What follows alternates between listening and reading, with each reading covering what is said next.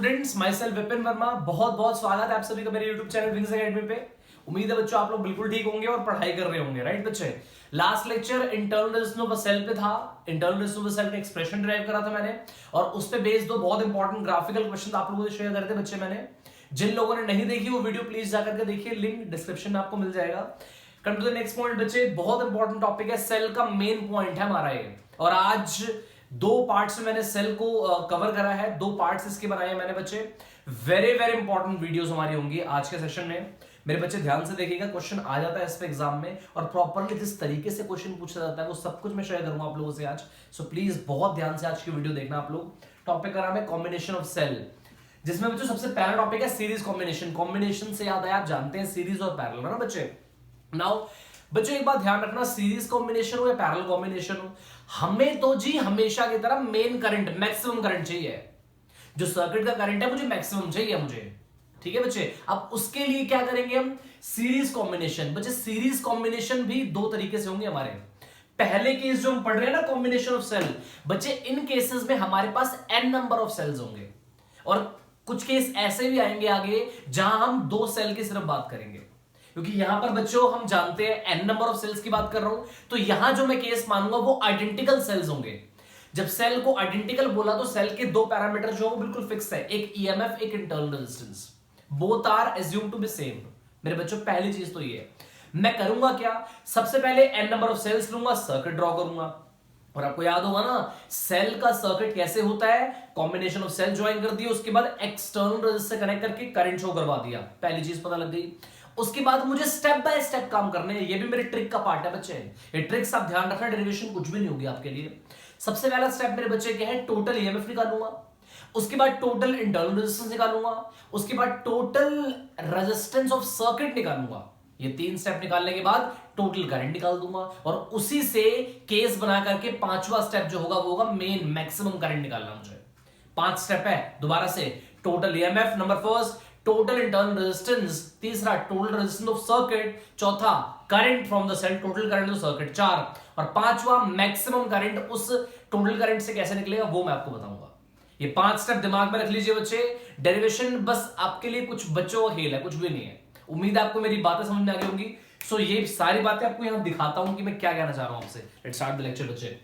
Series combination बच्चे, series में भी हमसे करंट सेम रहता है, तो सबसे पहली चीज ये ध्यान रखना, सीरीज कॉम्बिनेशन किसके लिए बच्चे, फॉर n नंबर ऑफ, मेरे बच्चों for n number of identical sales की बात करूं, यहां पर ध्यान रखिएगा, for n number of identical sales. मेरा केस ये है, ध्यान रखना, चाहे सीरीज हो या पैरेलल हो। बच्चों स्टार्ट कर रहे हैं सबसे पहली चीज, सर्किट डायग्राम। मेरे पास n नंबर ऑफ सेल्स है, मैं सारे ड्रॉ करता जाऊंगा, और आप सब देखना बच्चे, ये मेरे n नंबर ऑफ सेल लगा दिए मैंने। हर एक इंटरनल रेजिस्टेंस बच्चों प्लीज r है, तो वो फिगर में आपको शो करनी पड़ेगी। आपको पता है, छोटा सा रेजिस्टर नीचे ड्रॉ कर दीजिए, वो आपको अपने आप पता लग जाएगा। ये मेरा मेन एक्सटर्नल रेजिस्टेंस से कनेक्टेड है, वो चीज हर बच्चे को पता है बच्चे, क्या है, कैपिटल R। हर एक सेल का ईएमएफ E है, वो मैंने मार्क कर दिया बच्चे, आपके सामने है। इंटरनल रेजिस्टेंस R है, वो भी शो कर चुका हूं। ऑब्वियसली सेल से करंट निकल रहा होगा, करंट इज I। मेरा डायग्राम बच्चे मजाक मजाक में कंप्लीट हो गया है। अब मुझे करना क्या है वो आप देखिएगा। सबसे पहले चीज फ्रॉम फिगर, 5 स्टेप जो बताया है, नंबर फर्स्ट स्टेप हर बच्चे को याद होगा बच्चों, वो क्या है, टोटल ईएमएफ। मेरे बच्चे टोटल ईएमएफ ऑफ सर्किट अगर बच्चे बात करूं तो वो आपके सामने हर बच्चे को पता लग रहा है, वो क्या हो जाएगा बच्चों, NE।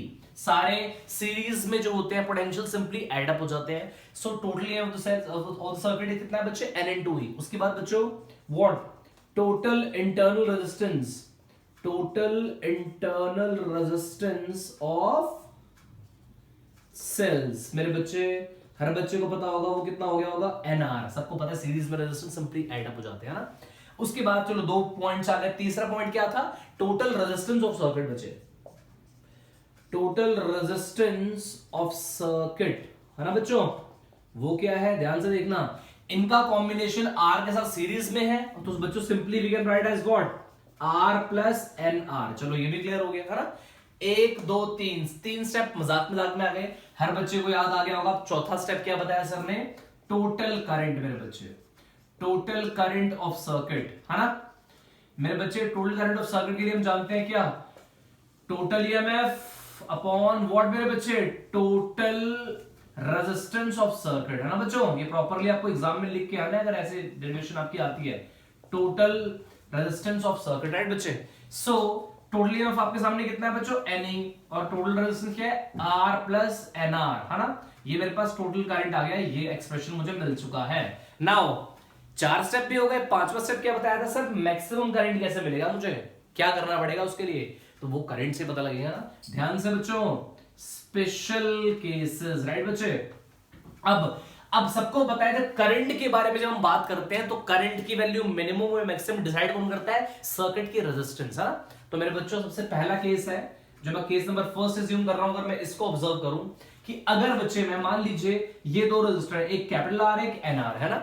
पहला केस मानता हूं बच्चे, अगर मैं आर जो है बहुत बड़ा है एनआर से, अगर आर एनआर से बहुत बड़ा है तो दिस इंप्लाइज दैट क्या है, एनआर अप्रोक्सीमेटली इक्वल्स टू 0, उस केस में मैं मुझे मानना पड़ेगा। सो बच्चे अगर मैं यहां से करंट निकालूंगा तो करंट कितना हो जाएगा, एन ई बाय व्हाट मेरे बच्चे, क्योंकि एनआर तो 0 हो गया, बाय आर। और ध्यान से देखना ये टर्म क्या बता रही है आपको, ये आपके लिए बहुत इंपॉर्टेंट है बच्चे। हर बच्चा जानता है ई बाय आर क्या है, पता है, current due to a single cell. अगर ध्यान से फिगर में देखूं मैं, ई बाय आर क्या है, I is E by R. I E by R एक तरीके से करंट है, बट किसका, एक सेल का करंट है, और ये उसके साथ क्या लिखा है, एन टाइम्स, मतलब एन सेल्स का नेट करंट ये है। तो हर बच्चे को पता है ये मैक्सिमम करंट आपको दिख रहा है। तो बच्चे मैं लिख देता हूं उसको, क्या है ये, N times the current due to a what मेरे बच्चे, सिंगल सेल, है ना, current due to a single cell. ये बात तो चलो पता लग गई। केस नंबर 2 देख लेते हैं। अगर बच्चे जो R है वो बहुत छोटा है NR के, इसका मतलब सीधा क्या है, R will approximately equals to 0। सो इस सिचुएशन में अगर मैं दोबारा से करंट में देखूं, मेन करंट में, तो मैं देख पा रहा हूं इसको अगर मैं 0 कर दूं तो क्या हो जाएगा, NE by NR, है ना। ये क्या हो गया, E by R। एक तरीके से फिर से ये क्या है, current due to a single cell, है ना। सो यहां इसको लिख दो, current due to a what मेरे बच्चों, सिंगल सेल, है ना। अब कई बच्चे सोच रहे होंगे सर ई बाय आर भी current due to a single cell है और ई बाय स्मॉल आर भी current due to single cell है, सीरीज में करंट सेम रहता है, तो एक ही बात है बच्चे। अब करंट आपके सामने आ गया ना, अब आप खुद देख करके जज करिए दोनों केस में से मैक्सिमम करंट कौन सा है, ऑब्वियसली फर्स्ट केस वाला। सो इसको ही मैं क्या लिख दूंगा बच्चों, मैक्सिमम करंट। तो आपको मिल गया। तो अब आप सर्किट की कॉन्फ़िगरेशन, सर्किट को कैसे कॉन्फ़िगर्ड करेंगे, कैसे बनाएंगे, कैसे कनेक्ट करेंगे ताकि आपको n नंबर ऑफ सेल्स के कॉम्बिनेशन से मैक्सिमम करंट मिल जाए। तो उसके लिए बच्चों ध्यान रखिएगा, वेरी इंपॉर्टेंट नोट लिखवा रहा हूं, कैसे आप उसको लिखेंगे, है ना। देखिए बच्चों फटाफट से एक लाइन लिखवा रहा हूं और आपको बिलीव नहीं होगा बच्चे, बोर्ड एग्जाम में मेरी इसी लाइन का क्वेश्चन बना हुआ था। जो नोट में लिखवा रहा हूं ना, इसी नोट को क्वेश्चन बना के पूछा गया था बच्चे। तो बच्चे जब ये टॉपिक आप पूरा लेक्चर आप देखेंगे तो बहुत स्मूथली आप कॉम्बिनेशन ऑफ सेल को बड़े आसान तरीके से समझ जाएंगे। तो बच्चों ध्यान से देखना, नोट क्या है, in order to obtain the maximum amount of current from the combination of n number of identical cell, कब होगा बच्चे, मैक्सिमम करंट कब होगा, if the external resistance of the circuit, if the external resistance of circuit should be very large as compared to the total internal resistance of the whole combination of cell। उम्मीद है बच्चों समझ में आ गया होगा। फटाफट से नोट देखिए, सारा आपको समझ में आ जाएगा। प्रॉपरली लिख रहा हूं बच्चों मैं, in order to obtain the what बच्चे, maximum current from the मेरे बच्चों क्या, from the series combination of n number of identical cells, from n number of identical cells बच्चों, the external resistance, ये बच्चे ये external है, the external resistance of the circuit, the external resistance of circuit should be very large, as compared to their what मेरे बच्चे, total internal resistance, as compared to their total internal resistance। मेरे बच्चे very important तरीके से मैंने पूरा concept को clear कर दिया है। ये तो मेरे बच्चों था सीरीज कॉम्बिनेशन का पार्ट। उम्मीद है एक भी स्टेप में आपको डाउट नहीं आया होगा। 5 स्टेप बताए थे।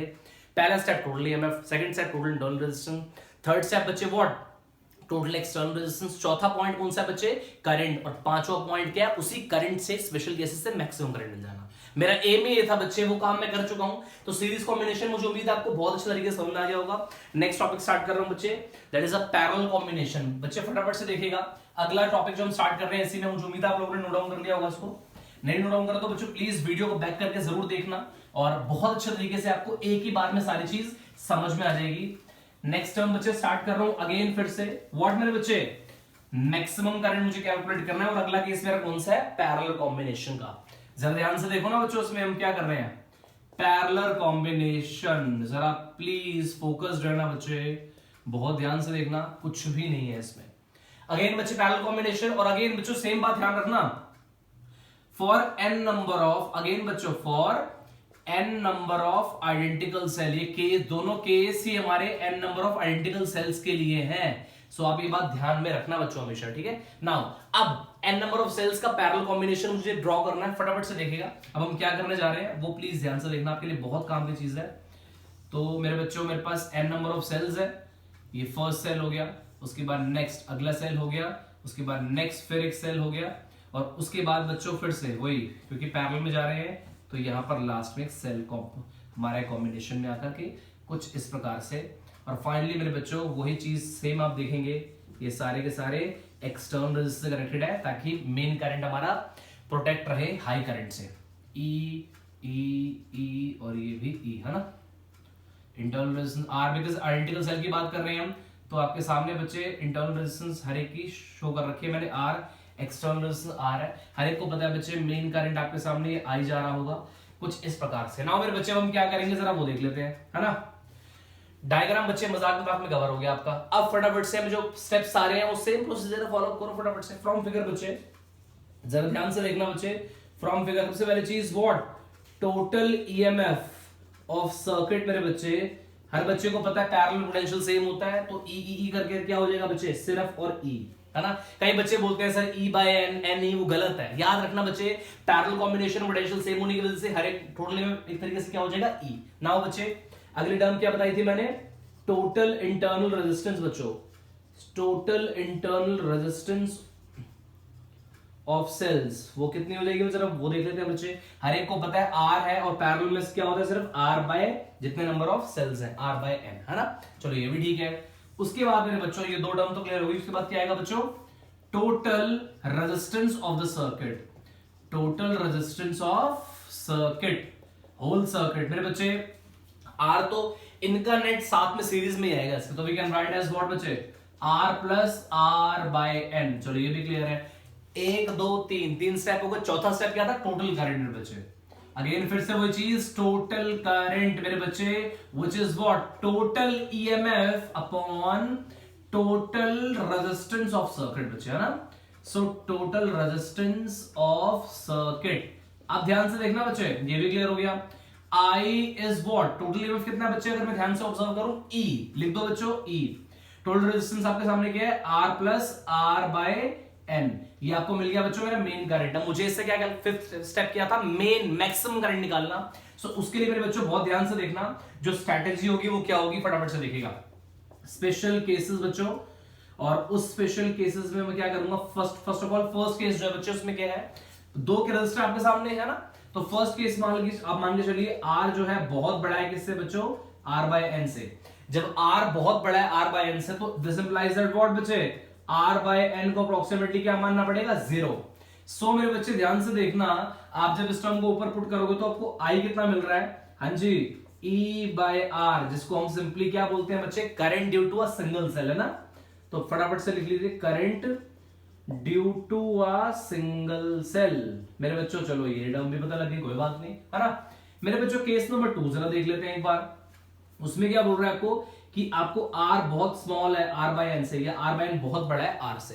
तो इसका सीधा मतलब क्या है, उस केस में बच्चे मैं आर को 0 मान लूंगा।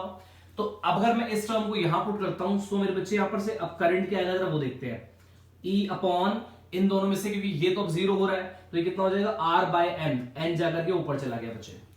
अब देखना असली मजा अब है बच्चों, ये ई बाय आर को क्या बताया था मैंने, current due to a single cell, और साथ में क्या है एन, मतलब एक तरीके से क्या है, n times the